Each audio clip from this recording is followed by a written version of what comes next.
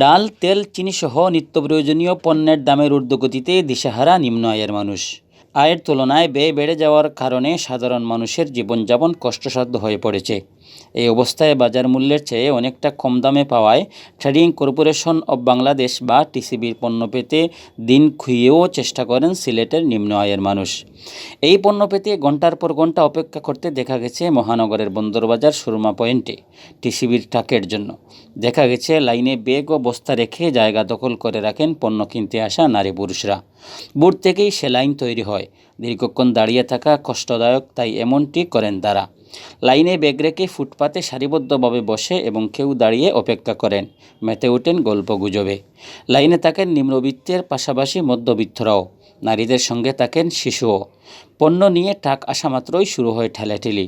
সাশ্রয়ী মূল্যে পণ্য কিনতে এভাবেই হুমড়ি খেয়ে পড়েন মানুষ। সংশ্লিষ্টরা বলছেন, টিসিবির পণ্য এখন শুধু নিম্নবিত্তরা কিনতে আসেন এরকম নয়, মধ্যবিত্তরাও দীর্ঘ লাইনে দাঁড়িয়ে কম দামে পণ্য কিনে নিচ্ছেন। মধ্যবিত্তের আধিপত্যের কারণে চোখের পলকেই খালি হয়ে যাচ্ছে টিসিবির ট্রাক। অপরদিকে ঘণ্টার পর ঘণ্টা লাইনে দাঁড়িয়ে থেকেও দীর্ঘশ্বাস ফেলে শূন্য হাতে ফিরে যেতে হচ্ছে অনেককেই ঘরে।